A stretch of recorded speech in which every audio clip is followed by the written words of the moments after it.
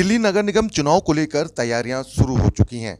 जहां राजनीतिक पार्टियां अपनी तैयारी कर रही हैं, वहीं पार्टी से जुड़े हुए लोग हों या गांव के जुड़े हुए लोग हों, वो चाहते हैं कि जो भी नगर निगम के चुनाव में उनका प्रतिनिधि आए वो उनके गांव का, उनके क्षेत्र का हो। उसी क्रम में वसंत कुंज वार्ड 69S के रजोकरी गांव में गांव की तरफ से एक पंचायत रखी गई।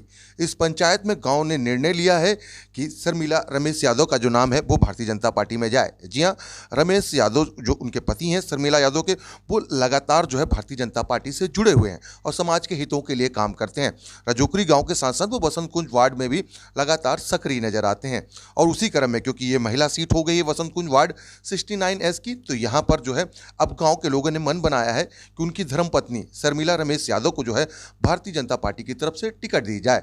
और एक गांव के लोगों ने देखिए किस तरीके से जो है एकजुट होकर पंचायत करी है और कहा है कि जो भी कैंडिडेट होगा वो शर्मिला रमेश यादव होगा, क्योंकि भारतीय जनता पार्टी जो टिकट देना चाहती है वसंत कुंज वार्ड 69S में, तो शर्मिला रमेश यादव को दे। और तस्वीरें देख सकते हैं किस तरीके से लोगों ने अपनी बातों को यहाँ पर रखा। सैकड़ों की तादाद में गांव के जो लोग हैं वो यहाँ पर पहुंचे, चाहे वो बुजुर्ग हों या युवा साथी हों, वो यहाँ पर पहुंचे। और ये पंचायत इसीलिए करी गई।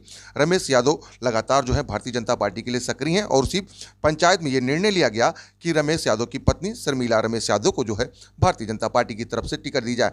क्या कहा लोगों ने, आइए ये भी सुनवाते हैं आपको किस तरीके से जो लोगों ने अपने व्यक्त रखे हैं, किस तरीके से लोगों ने यहाँ पर अपने विचार जो है वो रखे हैं और किस तरीके से लोग चाहते हैं कि किस तरीके से गांव के किस सदस्य को टिकट मिले। एकजुट होकर ये मन बनाया गया। आइए सुनवाते हैं लोगों की क्या विचार हैं। और अब तो पढ़े लिखे भी है, संसाधन भी है, गाड़ी घोड़ा भी है, लेकिन 40 साल हो गए हमारी बहुत थोड़ी सी वीकनेस दिखाई दी। एक टिकट आई है कांग्रेस, चलो वो भी अच्छी बात रही, तो अब इसमें सहयोग है। और अब तो हम तो भाई जितनी भी ये जो युवा लोग जुड़े हुए हैं इनका बहुत बहुत धन्यवाद करता हूँ। सब एकजुट होकर जो काम कर रहे हैं इसके लिए बहुत धन्यवाद है। देखो जी, ऐसा है, चलो आपकी बात मानी, वीकनेस रही, लेकिन अब तो आज की डेट में कैंडिडेट भी है, गांव सारा एक साथ मजबूत हो रहा है, तो अब तो हमारा कम से कम राइट बनता है कि अब की बार टिकट गांव को मिलनी चाहिए। बिल्कुल मिलनी चाहिए, पहचान हो रही है। और भाई जैसे भी आप लोगों को मैं देख रहा हूँ 2-4 साल से बहुत ज़्यादा मेहनत भी कर रहे हैं बच्चे। हाँ बिल्कुल, तो इसको क्यों, लेकिन 40 साल हो गया मेरे ख्याल से पंचायत को भंग हुए। उसके बाद या तो हमारी कमजोरी नहीं थी, हम लेके नहीं आ पाए। बहुत बड़ा हमारे गाँव का अलग सबको पता है, चारों तरफ बहुत से लोगों को भाई इनको डाले में सबसे ऊपर रजोकरी है।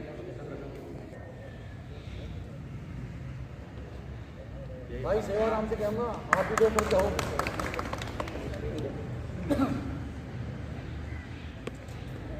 राम राम बड़ी बात है, भाई रमेश जो है यहाँ टिकट की कोशिश कर रहा है, सारा गाँव इसके साथ सबको सहयोगी करना चाहिए। बहुत बड़ा गाँव है हमारा, लेकिन कभी भी किसी ने हमारे बारे में नहीं सोचा इस गाँव को टिकट दी जाए। भाई कुछ हमारी भी वीकनेस रही, कमजोरी रही है थोड़ी। पहले पंचायत भी रही, उन्होंने जो उनका इसका मतलब उनमें ताकत ज़्यादा थी, वो उनसे जुड़े भी रहे, उन्होंने काम भी बहुत करवाए, है ना। और अब तो पढ़े लिखे भी है, संसाधन भी है, गाड़ी घोड़ा भी है, लेकिन 40 साल हो गए हमारी बहुत थोड़ी सी वीकनेस दिखाई दी। एक टिकट आई है कांग्रेस, चलो वो भी अच्छी बात रही, तो अब इसमें सहयोग है। और अब तो हम तो भाई जितनी भी ये जो युवा लोग जुड़े हुए हैं इनका बहुत बहुत धन्यवाद करता हूँ। सब एकजुट होकर जो काम कर रहे हैं इसके लिए बहुत धन्यवाद है। मिल के आगे बढ़ाना है, ये अकेला भाई कुछ नहीं कर पाएगा।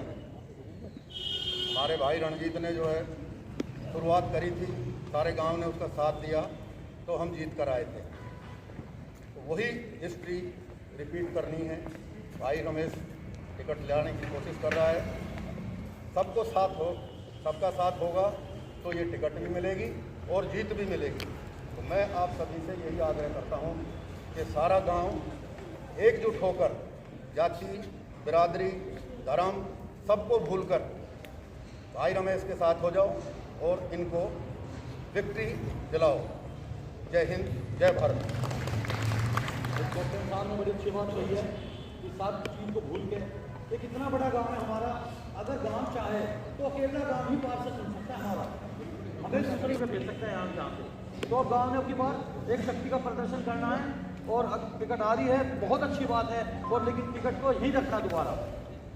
अब राष्ट्रीय पार्टी की टिकट ले आना वो भी एक अहमियत रखती है। हाँ, एक नेशनल पार्टी है देश की सबसे बड़ी, उससे हमारे भाग टिकट मिल जाए तो हमारा बहुत बड़ा सौभाग्य है और मेहनत करो।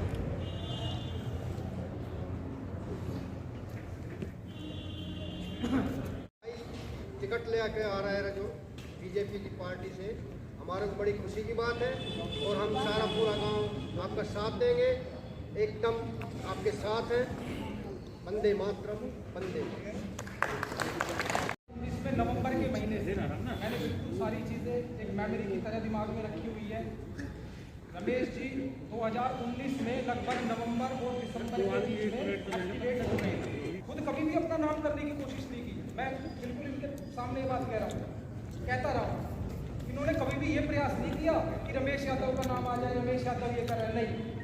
जाती है जब कोई अवसर होता है तो रजोकरी गांव, और जब हमारी परीक्षा का वक्त आता है तो रजोकरी गांव को बंद कर दिया जाता है।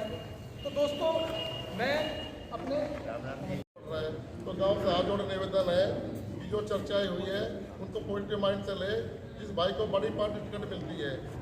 देखिए, आज की जो मीटिंग हुई है बहुत ही पॉजिटिव वे में हुई है और सबका एक ही लक्ष्य है कि इस बार जो है भाजपा की जो दावेदारी हो, जो कैंडिडेट हो वो इस गांव के हो, क्योंकि आज तक जो भी कैंडिडेट आया है वो रजोगरी के बाहर से आए हुए हैं और बसंत कुंज के अलग अलग पॉकेट में रहने वाला गांव की समस्याओं के बारे में क्या जान सकता है। वो तो संभ्रांत लोग हैं और यहाँ पे बहुत तरीके के नीचे तबके के लोग भी यहाँ पर वास करते हैं। तो इस बार हम लोगों ने सोचा हुआ है कि कोई भी हो, हमारे यहाँ पास 11,500 वोट है जो बड़ी सबसे बड़ी शक्ति है और इस शक्ति को लोग इसलिए नहीं पहचानते थे कि पहले हम लोग बिखरे हुए थे। आज इसीलिए हम लोगों ने यहाँ पर मीटिंग ऑर्गेनाइज किया ताकि हम सबकी एक आवाज़ हो और सब हम एक होकर के काम करें ताकि यहाँ पर टिकट भी आए और जीत भी सुनिश्चित हो। देखिए, आपको पता है कि दिल्ली नगर निगम के चुनाव की घोषणा हो चुकी है। बसंत कुंज वार्ड जो कि 69S, इस पे महिला सीट आरक्षित की गई है। रजोकरी गांव का एक पुराना इतिहास रहा है, लेकिन जो हमारे गांव की समस्याएं हैं पिछले 40 सालों में जय की तय बनी हुई है। नालियां हो, कूड़े का ढेर हो, वेस्ट मैनेजमेंट हो, सब चीज़ों में कोई सुधार नहीं हुआ है। आपको एक औसतन बता दूं कि वर्ष में एक बार लगभग 200 से 300 लोग डेंगू, चिकन, मलेरिया इन बीमारियों से जूझते हैं। इसकी मुख्य समस्या क्या है? कूड़ा समय पर नहीं उठाया जाता है, नालियाँ जो कि तो पड़ी हुई है। तो आखिर इसकी मुख्य वजह क्या है? तो इसकी मुख्य वजह ये है कि जो यहाँ के पार्षद हैं वो समय से नहीं आते हैं। और ये कैसे संभव हुआ? ये संभव ऐसे हुआ क्योंकि हमारे बीच का कोई सदस्य मौजूद ही नहीं है। तो इस बार हमारे गांव की पंचायत ने मिलकर ये फैसला किया है कि हम भारतीय जनता पार्टी से ये आग्रह करें, ये अनुरोध करें कि हमारे गांव में भी सक्षम लोग मौजूद है, सामर्थ्यवान लोग मौजूद है, तो एक मौका आखिर उनको क्यों नहीं दिया गया है? ऐसी क्या वजह रही है कि हमारे इतने प्रयास करने के बाद भी भारतीय जनता पार्टी ने एक नज़र हमसे चुराई हुई है? ये अनुरोध करने के लिए, आग्रह करने के लिए गांव की सरदारी, गांव के युवा साथी, बुजुर्गगण आकर ये आग्रह कर रहे हैं भारतीय जनता पार्टी से कि वो इस बार रजोकरी गांव के किसी भी मौजूद आदमी को दे।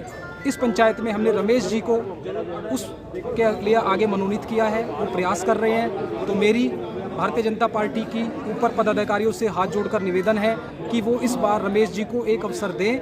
हमारे गांव के मौजूद लोग में से एक है और गांव के लिए काम करेंगे और तभी हमारा गांव जो है कुछ आगे बढ़ पाएगा, हमारी समस्याएं खत्म हो पाएंगी। तो बहुत सारे लोग आज आपके यहाँ पूरी पंचायत करेगी, पूरा गांव एकजुट था, किस लिए करी गई और क्या उम्मीदें हैं आप लोगों को, क्योंकि टिकट की दावेदारी आप कर रहे हैं, किस तरीके से सहयोग मिल रहा गाँव का? आज ये पंचायत या मीटिंग कहेंगे, पंचायत नहीं कहेंगे, पंचायत होती है हमेशा चौपाल में, इस स्कूल में तो मीटिंग है गांव की।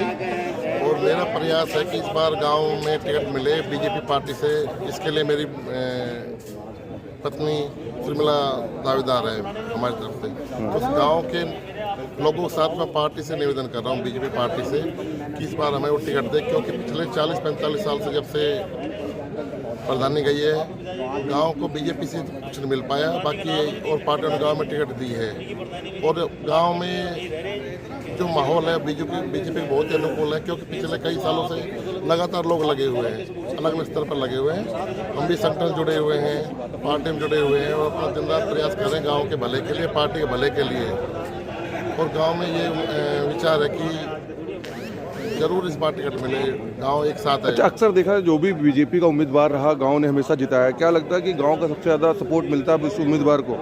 हर बार मिला है, हर एक इलेक्शन में बीजेपी को सपोर्ट किया, गांव ने खुल के सपोर्ट किया है और इस बार तो बेशुमार सपोर्ट करेंगे क्योंकि इस बार माहौल अलग ही है गांव में बीजेपी के लिए।